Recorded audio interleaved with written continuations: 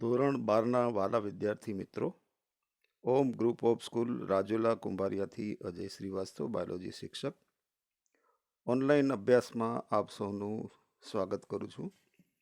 ગઈકાલે આપણે મેન્ડલ દ્વારા શુદ્ધ સંવર્ધિત ઊંચા અને શુદ્ધ સંવર્ધિત નીચા છોડ વચ્ચે કરવામાં આવેલ સંકરણ એની સમજૂતી પુનેટ સ્ક્વેર દ્વારા આપણે સમજવાનો પ્રયત્ન કર્યો.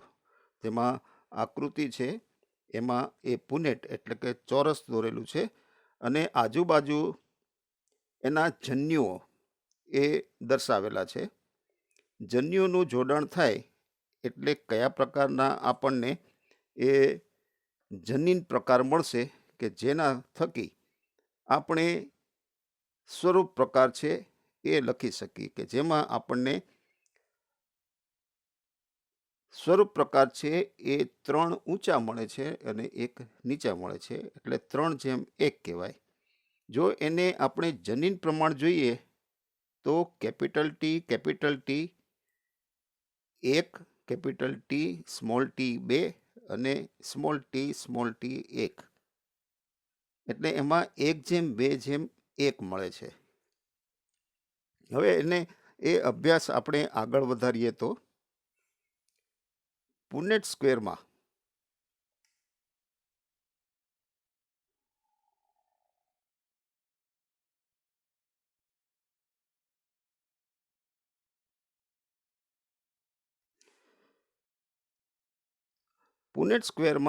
ઊંચા એટલે કે કેપિટલ ટી એને નર પિતૃ તરીકે લો, અને નીચા એટલે સ્મોલ ટી એને આપણે માદા છોડ તરીકે લઈએ, જેના દ્વારા ઉત્પન્ન થતા જન્યુઓ અને F1 સંતતિ પેઢી કેપિટલ ટી સ્મોલ ટી દર્શાવવામાં આવેલ છે. આકૃતિ જોશો એટલે ખ્યાલ આવી જશે. કેપિટલ ટી સ્મોલ ટી એ જનીનના પ્રકાર એ F1 છોડને સ્વપરાગિત એટલે કે સ્વફલન કરવામાં આવે છે ત્યારે F1 પેઢીના માદામાં અંડકોષો ઉત્પન્ન થાય અને નરમાં પરાગ. એને આપણે ક્રમશઃ આ 2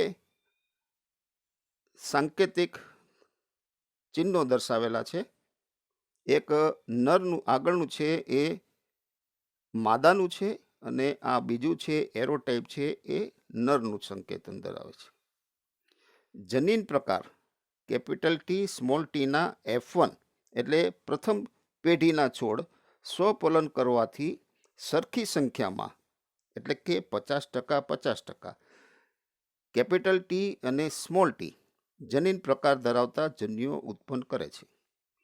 અને જ્યારે ફલન થાય છે ત્યારે જનીન પ્રકાર કેપિટલ ટીના પરાગરજ દ્વારા જનીન પ્રકાર કેપિટલ ટી અને સ્મોલ ટીના અંડકોષને પરાગિત કરવાની શક્યતા છે એ 50% હોય છે.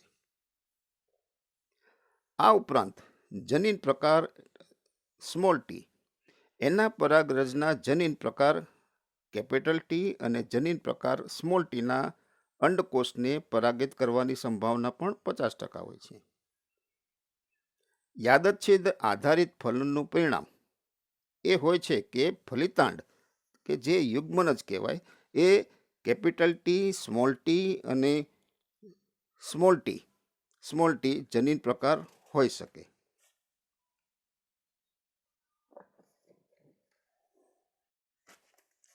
પુનેટ સ્ક્વેર દ્વારા યાદચ્છિક ફલનના પરિણામ સ્વરૂપ 1/4 કેપિટલ ટી અને 1/2 એટલે કે અડધું કેપિટલ ટી સ્મોલ ટી અને 1/4 એટલે 25% સ્મોલ ટી જોઈ શકાય છે. જોકે પ્રથમ પેઢી એટલે કે F1માં જનીન પ્રકાર છે એ કેપિટલ ટી સ્મોલ ટી પણ સ્વરૂપ પ્રકાર છે એ ઊંચા જોવા મળે છે. એટલે તમે અગાઉની આકૃતિ જોશો જેની અંદર કેપિટલ ટી અને સ્મોલ ટી છે એ પ્રથમ પેઢીની સંતતિ છે. એની અંદર બધાય છોડ છે એ ઊંચા જોવા મળે છે.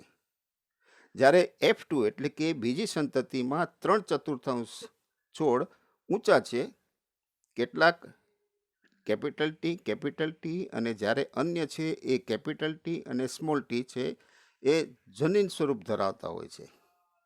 એટલે કેપિટલ ટી અને કેપિટલ ટી અને સ્મોલ ટી એ બંને જનીન સ્વરૂપ હોવા છતાં બંને એ છોડની ઊંચાઈ છે એ ઊંચી જોવા મળે છે. બાહ્ય સ્વરૂપથી જો એને ઓળખી શકાતા નથી. એક કેપિટલ ટી એને સંયુગ્મ કહેવાય અને કેપિટલ ટી સ્મોલ ટી છે એને વિષમયુગ્મી કહેવાય. આ સમયુગ્મી અને વિષમયુગ્મી વચ્ચે તફાવત આપણે ઓળખી શકતા નથી. તેઓમાં જનીન પ્રકાર કેપિટલ ટી હોય કે પછી કેપિટલ ટી સ્મોલ ટી છે. આથી જનીન પ્રકાર કેપિટલ ટી અને સ્મોલ ટીમાંથી માત્ર એક જ લક્ષણ એટલે કે કેપિટલ ટી જે ઊંચાઈની અભિવ્યક્તિ થાય છે.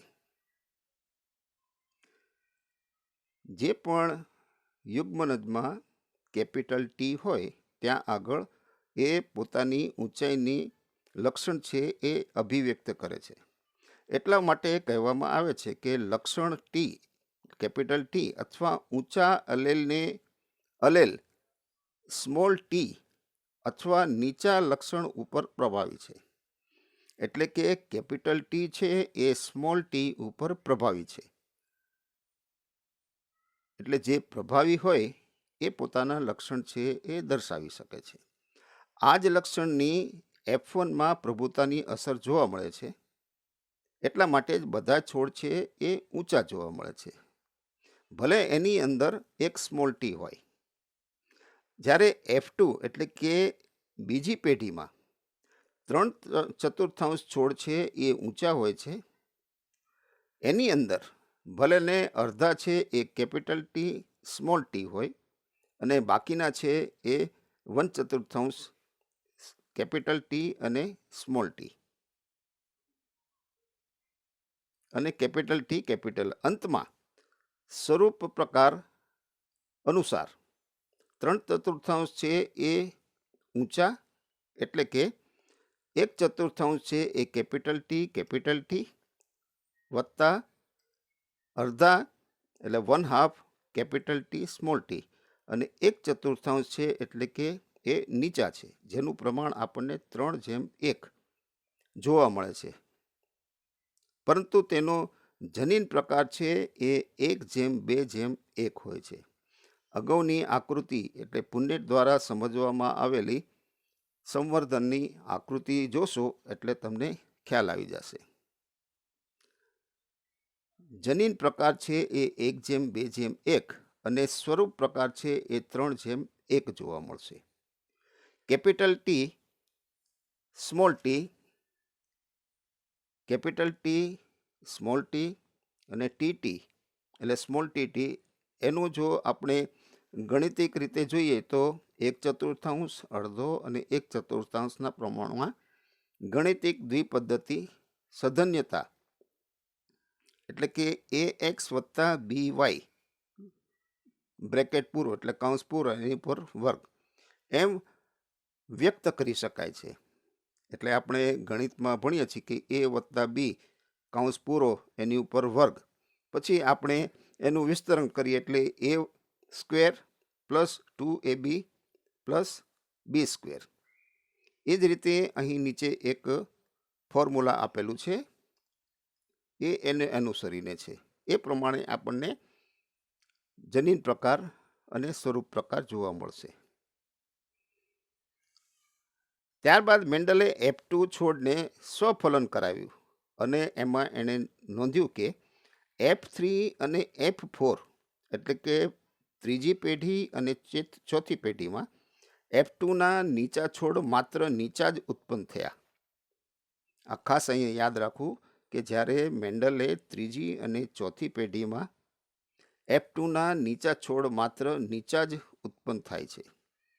એના પરથી એને તારણ એવું કાઢ્યું કે નીચાનો જનીન પ્રકાર એટલે નીચા છોડનો જનીન પ્રકાર એ સમયુગ્મી એટલે કે સ્મોલ ટી હતો.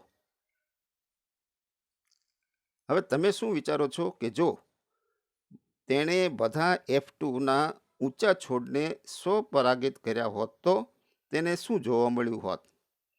તો F2ની અંદર જે ઊંચા છોડ છે એનું પ્રમાણ છે એ જનીન પ્રમાણ છે 1:2:1.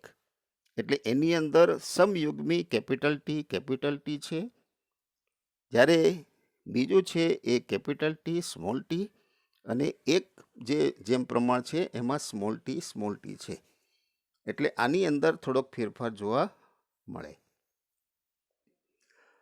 ઉપરના ફકરા પરથી સ્પષ્ટ થાય છે કે ગણિતની સંભાવનાના પ્રયોગ દ્વારા જનીન પ્રમાણની ગણતરી કરી શકાય છે, પરંતુ માત્ર પ્રભાવી લક્ષણના સ્વરૂપ પ્રકારને જોઈને જનીન પ્રકારની સંરચનાનું જ્ઞાન સંભવ થઈ શકતું નથી.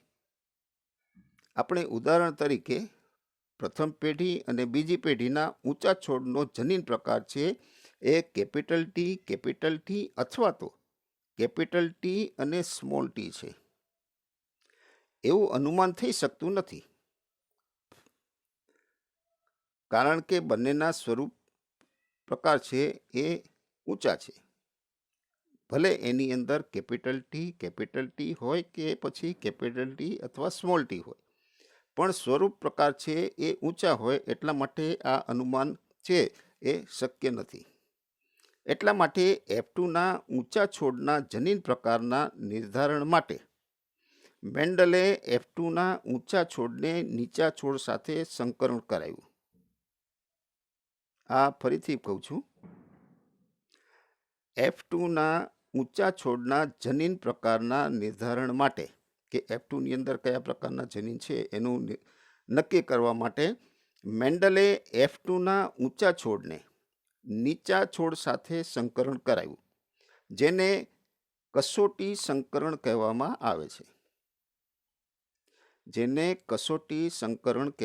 આવે છે. લાક્ષણિક કસોટી સંકરણમાં પ્રભાવી સ્વરૂપ પ્રકાર ધરાવતા સજીવ પ્રભાવી સ્વરૂપ પ્રકાર દર્શાવે છે. તેને પ્રચ્છન્ન છોડ સાથે સ્વફલન કરાવવામાં આવ્યું. સજીવોના જનીન પ્રકાર નક્કી કરવા માટે આવા સંકરણની સંતતિઓનું વિશ્લેષણ કરી શકાય છે. આજે આપણે આ કસોટી સંકરણ એટલે શું એ અહીં જોયું. તો કસોટી સંકરણ એટલે કે લાક્ષણિક જે કસોટી છે કે કસોટી સંકરણ છે એમાં પ્રભાવી સ્વરૂપ છે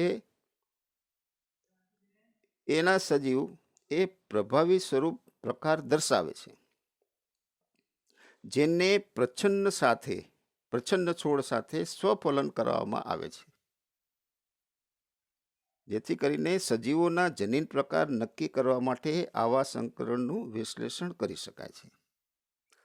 હવે અગાઉ એટલે 5.5માં આપેલી આકૃતિ જે લાક્ષણિક કસોટી સંકરણના પરિણામ દર્શાવવામાં આવ્યા છે, જ્યાં આગળ જાંબલી રંગના ફૂલ કે જેને આપણે વાયોલેટ કહીએ છીએ, જાંબલી એટલે કે વાયોલેટ એટલે W, અને સફેદ રંગના પુષ્પ જેને સ્મોલ ટી દર્શાવ્યા છે એના પર પ્રભાવી છે. અહીં આપણે પુનેટ સ્ક્વેરનો ઉપયોગ કરીને કસોટી સંકરણમાં સંતતિના સ્વરૂપ પ્રકારને ઓળખવાનો પ્રયાસ કરીએ. પુનેટ સ્ક્વેરનો ઉપયોગ કરીને આ કસોટી સંકરણમાં એટલે કે જાંબલી રંગના પુષ્પ અને સફેદ રંગના પુષ્પ એ બંને વચ્ચે સંકરણ કરાવીને આપણે એના સ્વરૂપ પ્રકારને ઓળખવાનો પ્રયત્ન કરીએ. તો એમાં શું મળશે? આ કસોટી સંકરણના જીનોટાઈપ એટલે કે જનીન પ્રકાર ઉપયોગ કરીને શું તમે કસોટી સંકરણની એક સામાન્ય વ્યાખ્યા આપી શકો છો? એક સંકરણ પ્રયોગના પોતાના નિરીક્ષણોના આધારે મેન્ડલે તેના વારસાગમનના આધારે અને તેની સમજણના આધારે બે સામાન્ય નિયમો રજૂ કર્યા. મેન્ડલે એના પ્રયોગમાં જે પણ પ્રયોગ કર્યા એને અવલોકન કરીને એમાં વારસાગમન એટલે જે પણ જનીન છે એના આધારે સમજવાનો પ્રયત્ન કર્યો અને ત્યારબાદ એ મેન્ડલે બે નિયમ છે એ રજૂ કર્યા. આ બે નિયમ છે જેમાંથી પ્રથમ છે એ આનુવાંશિકતાનો સિદ્ધાંત. આનુવાંશિકતાનો સિદ્ધાંત અથવા તો નિયમ, જેમાં પ્રથમ નિયમ છે અથવા તો પ્રભુતાનો નિયમ. પ્રથમ નિયમ છે જેને પ્રભુતાનો નિયમ કહેવામાં આવે છે, જ્યારે બીજો નિયમ છે એને વિશ્લેષણનો નિયમ કહેવામાં આવે છે. આજે આપણે અહીં રોકાશું. આજે આપણે એક કસોટી સંકરણ કોને કહેવાય એ ઉપરાંત પુન્નેટ દ્વારા જોવા મળતું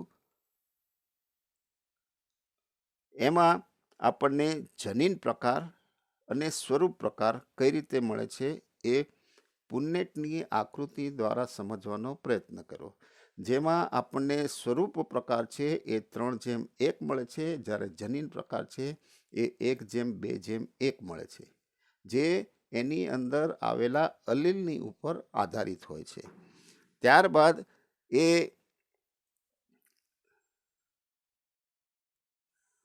પેઢી 3 અને 4માં આપણને કયા પ્રકારના છોડ જોવા મળે છે એ જોયું, અને પેઢી F1 અને F2 એટલે કે પ્રથમ પેઢી અને બીજી પેઢીની અંદર જનીનના કયા પ્રકારના અલીલ છે એની ચકાસણી કરવા માટે આપણે કસોટી સંકરણ કર્યું. આ કસોટી સંકરણ છે એ 2 માર્કનો પ્રશ્ન છે, એટલે દરેકે ખાસ કરીને એની નોંધ લેવી અને એને યાદ કરી લેવું. આવતીકાલે આપણે આ બંને નિયમ વિશે અભ્યાસ કરીશું. પહેલો નિયમ છે એ પ્રભુતાનો નિયમ છે અને બીજો છે એ વિશ્લેષણનો નિયમ છે, જે મેન્ડલે તેના નિરીક્ષણ એટલે કે અવલોકન અને અવલોકનમાં એને જોયું કે વારસાગમનમાં કયા કયા લક્ષણો ઉતરી આવે છે, એના આધારે એને આ બે નિયમો ઘડ્યા, જેને કહેવામાં આવે છે કે પ્રભુતાનો નિયમ અને બીજું છે એ વિશ્લેષણનો નિયમ.